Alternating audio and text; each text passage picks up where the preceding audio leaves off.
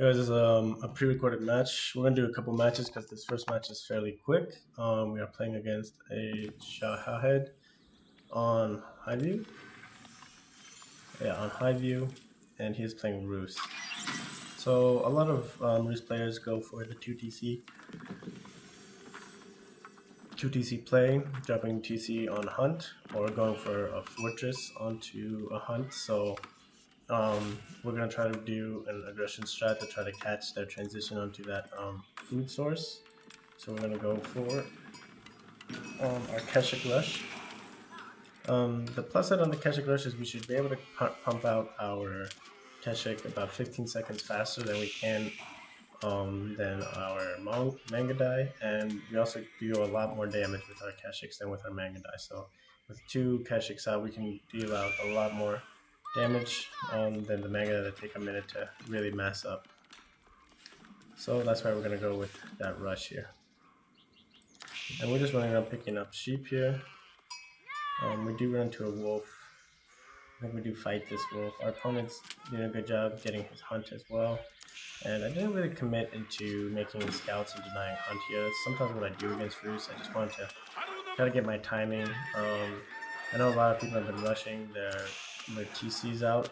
I just feel like a lot of people are rushing the T's out, so I really want to get a good timing on this, because if you mess up your timing on this, it's pretty easy for Roos to go to get unpunished early, and it's kind of your best shot. Foregoing the bounty, or just giving up the bounty to them is a little bit painful, but if you can get the timing right, you will be able to do a lot of damage. The only downside is, if, for example, if I had on my early scout horseman play, I almost certainly would have seen this forward Kremlin, and I probably could have denied this and made him play this more conservatively back on his base.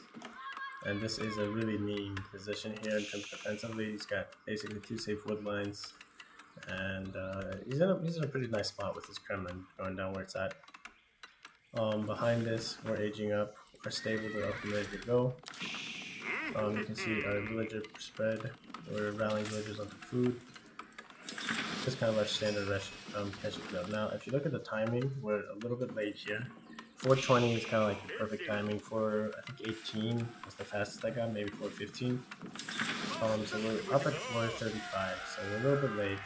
We're about 15 seconds late. I think these little details do come into play. An additional 15 seconds is quite a bit of movement on the map. Hopefully this sounds a little better too. There was a comment, I think by Evan Walters, on the comment. I had my fans going in the background, so hopefully the audio is a little bit better now. So we'll see how that goes. If not, I'll look into tuning the audio settings a little bit more. We run past the scout without noticing, and yeah, he's about ready to go for his castle. His second TC here. He's got plenty of villagers on to stone. We do bump into the scout, and we just stop chasing it. We do a couple damage. I thought we missed the scout, but it looks like we did see it. We have our own scout out. Our mangadai, the X-Train's coming up, and we're pumping out more keshiks. Oh, we dropped another scout before we dropped keshiks. This might have been a mistake. We probably had the resources to drop a keshik here. But we are dropping mangadai, so it does work out in the end. Now we're going to be followed up with Lancer keshik behind, so not bad. He's moved off of his stone outcropping. He only needs, I believe, 350. Yeah, 350. So he's at 380 stone. His wood, he's gathered up enough, and he's dropping it here. We had our scout here, and we saw something like move here, and I tried to stand like where I thought this TC was going, and he actually moved it over here, so we couldn't get there in time to actually stop it. Our keshik's already rotating up to his stone, so our keshik's get there 15 seconds late, so we missed the transition timing. This is unfortunate. Again, little details that add up. We have a mangadai on the way, and we have 2 more keshiks, and he kind of is like focuses on our scout, and he reacts. I think he overreacts, to be honest. Like running as much as he did from our keshiks, I think like he should have pulled a couple of villagers, not all of them. If he just this is not the right way to react to this, I would say. Like if someone's coming at you with keshiks, just pull the villagers that are getting attacked and mic them away. Keep building, I think, or split some of them and leave some of them.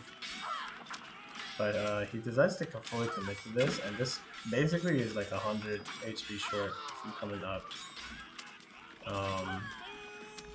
And he loses a ton of villagers. So he loses 11 vills, which puts him really far behind, and he just gives up at this point, which is probably not a bad move. At this point, we had Mangudai coming, we had more keshiks coming. I mean, he probably could have full on committed and gotten this TC up with a couple more vills, almost guaranteed. But at that point, you're so far behind. The question becomes if it's worth it, especially since we're trade booming behind this, and then we would be able to harass this food. So that's one game. It's kind of a mistake on our opponent. This next game, we played a Conqueror. I can't say his name. He says he's not a Smurf. I asked him if he was a Smurf, like what's his other account name, and he said this is my only account. But he hasn't played Season 1, Season 2, Season 3, 7, and 4, so he just started making. It's 100% a Smurf, so I'm just curious what his account actually is, because he's a pretty good player. But we made some really big mistakes on our build order, and we're going to see that. So this is something I wanted to test out, and I haven't gotten to test out is French Knights versus Keshik Knights. So I was a little bit uncertain in terms of how well they would do, and they do get beat up pretty bad by French Knights. But more than anything, you see some big errors in the build order. I had a lot of lag. Like all of this, I sent these orders out, and it took it felt like 4 seconds before anything moved on my screen. So I had a lot of lag going on, which was really weird and kind of like threw me off. So it kind of messed up my opening a little bit, I feel like. It was just weird. Like there was just a lot of lag. So, anywho, besides the excuse, which is, I mean, it's an excuse, but at the same time, or a reason, but at the same time, yeah, definitely, it was rough to play with without much lag. It was just weird.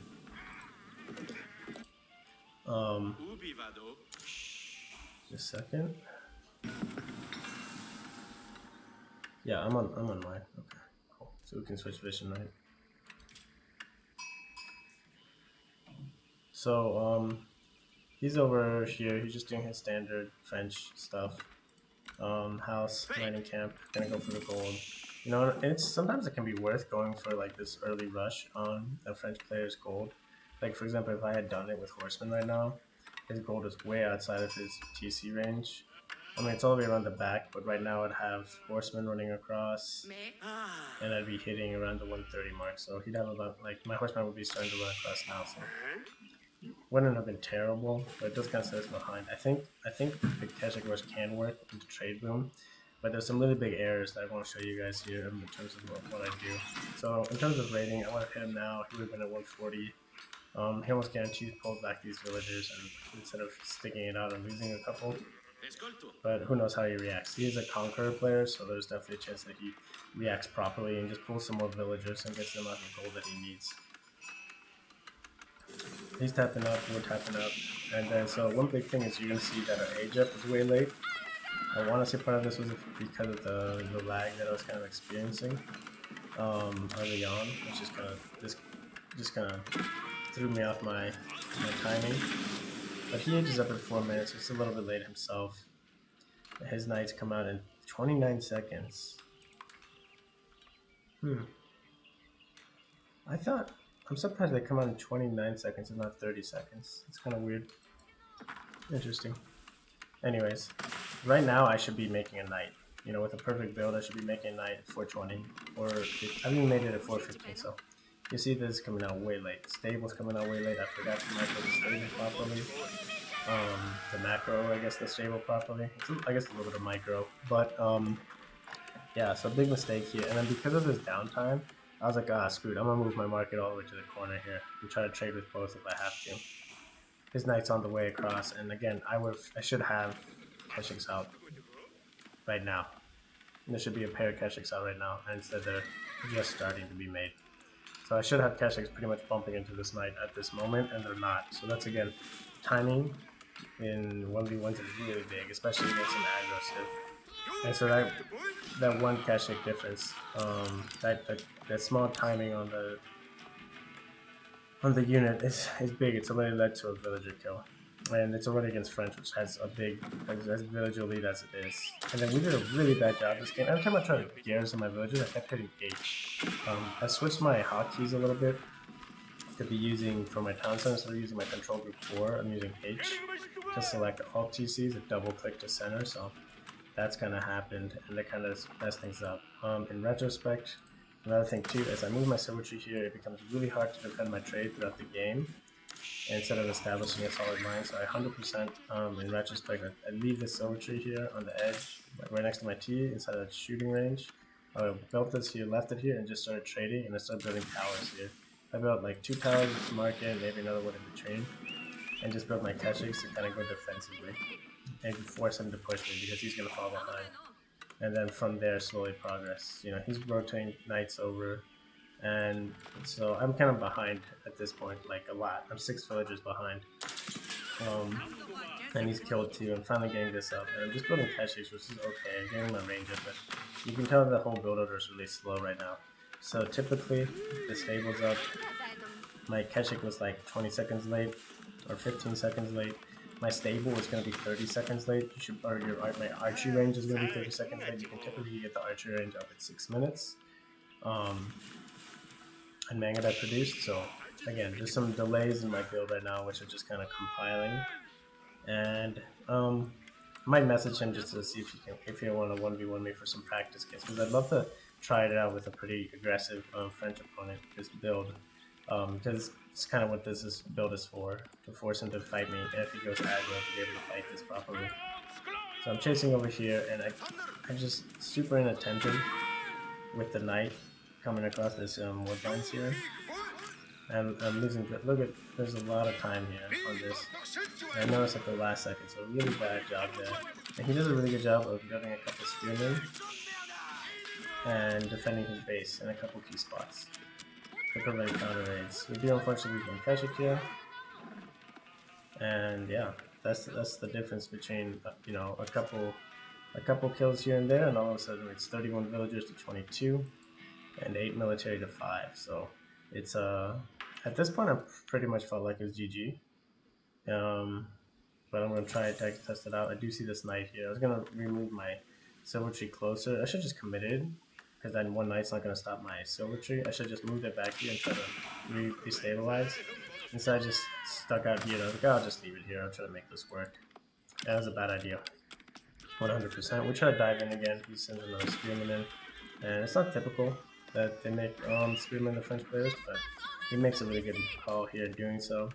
Over here, we missed this opportunity to engage these knights, run right by them, and we're gonna lose a couple of villagers here.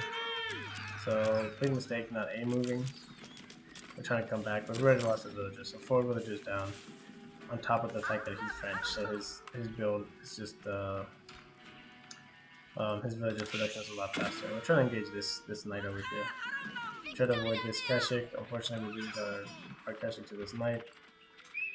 And we're running around the back here trying to get some damage, some harassment, but again, no good. So we try to land this in time to save our trader, but we aren't able to do so. He's able to kill our trader and escape. So little details that are adding up significantly. And with that trader, it's actually 6 build kills that he's gotten to our 0.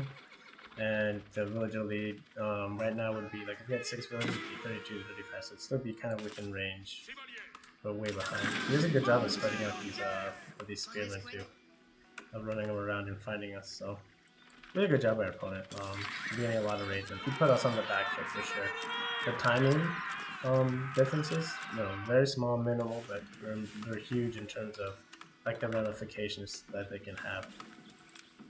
Let's speed this up a little bit, because there isn't too much more to see really in terms of like good things, I guess. You know, he does a good job. He's gotten his chivalry up, so these knights are going to be starting to heal soon. There they go. They're healing up, and that's the one big plus about the French knights versus the keshik, is that they can heal idly. Like, you can disengage, heal, and then re-engage. Keshik has to engage. And people say that's really strong, and it is in some cases. But it's really nice to be able to disengage, because when you want to heal, it's usually because you're low. being able to disengage completely is really nice. He hits our market, he's forcing us some damage here, and I really should have dropped the tower here. Should put Vills, I could have been on these deer. So a bunch of mistakes definitely I made throughout this match. Don't get my gold in time. Hurting for gold. I put so many villagers on the gold. You kill a knight, but again, this villager lead has been growing significantly, so really big difference. Military, army-wise, we're doing okay. He's doing a good job dropping towers everywhere he goes, so he's been really safe. That's something that we didn't do. I'm going really greedy with a tree. If we had left our silver tree here, trade here, our keshiks could have stayed right around here. Basically, he'd be able to fight us anywhere that we weren't. We're trying to micro this a little bit. You have to fall back into the spearmen. We almost take out these knights. Again, that's a fight you see. You can win these equal fights with keshiks against French knights. But you have to microwave. Once spearmen are involved, there's no way you're doing this. I'm trying to drop towers just way late. I've got 700 with floating, so overall just a bad game for me. Not playing like to the enough APM, I guess. I'm gonna check what my APM was after this game. See what Week 4 World says what my APM was. But I felt like I was playing slow because fat fingering a lot of keys, and in general the build order was slow. And the one thing about like a rush build order or anything like that, especially if your opponent's doing one, you really have to be able to hit a good timing. Here we just ran over to his deer patch because we figured he'd have some villagers there. He killed one villager. Or one villager we've killed his 16, 17 villagers he's killed. Including, he's killed traders, he's walling off this market. You see that he's walling off the market, and we're not going to be able to get military there in time. So it's just kind of compounding. At this point, there's a 15 villager difference, which is enormous, which is huge. It's not a little bit. And he's dropped a tower, and he got an army over here. So we're just picking up our traders, and this is something that, like, if we had established towers here, we'd be able to fall back. I'm going to fight these spearmen. We'd have just a much better situation. So I think going against French in the future, keeping a small trade line is definitely worth it. We don't have walls to protect our trade, and we need the trade to really keep up with the French. Unless you're going 2TC, if you're going trade boom and aggro, you might be able to do fine with spearmen and whatnot to defend your bases and show that, which might be the better route in general. But if you're going 1TC aggression and trade boom behind it, I think establishing this trade line, forcing him to push you, is a big thing. And this game is basically over at this point. This is why he goes Yield Hall, because this game is basically over at this point. He's secured this top market with walls.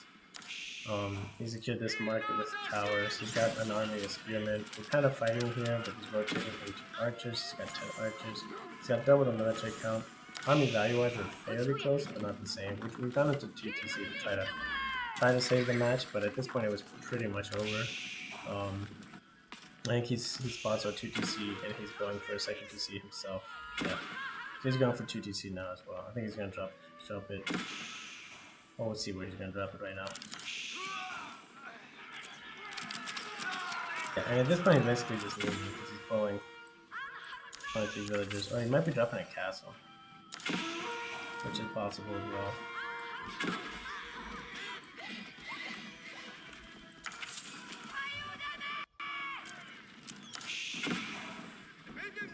But yeah, I mean, it's little details like that. It's impressive how quickly they can scale into a big issue. Just diving this here, build a ram. We can kind of take this fight here, harass a little bit, but we can't really engage with him negative because he's got big enough massive archers that it'll kill us. He's taking our deer patch that we should have been taking a while ago when we had built towers to protect our trade line. It's a bunch of details, and these things, they just add up. So I really wanted to see this replay too to see how winnable this game was, because at the moment, when I was playing it, it felt like it was on the brink of winnable early on, and I just like I totally misplayed it, I felt like. And now that I'm looking back on it, it definitely is a huge misplay. He walls in my keshiks over here. And he's got really good map awareness and unit control too. It's not like he's a bad player by any means. He's definitely moving quite a lot. Like his mic or my mic were like at APM. I felt like we were pretty much on the, like moving at the same pace. Like I didn't feel like he was slower or faster.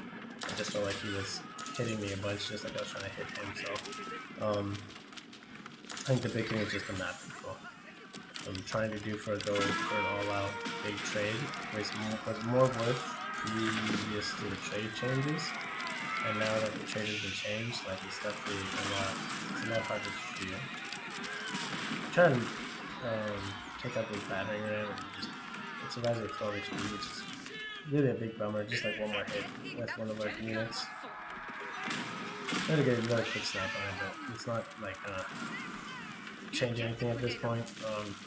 Villagers up to a 20 villager difference, which is huge. He's dropping TC in the top, and yeah, at this point we're just playing defense and we're trying to huddle up and trying to establish some sort of semblance of a match. But it was going to be really tough because we'd have to push out here, and I knew that he had a big villager. He's killed a ton of vills.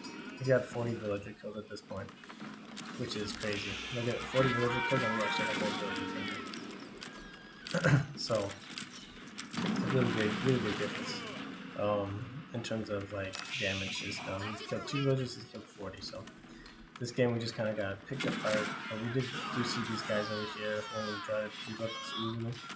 So we're able to kill a couple of vills here, which is nice to get some value.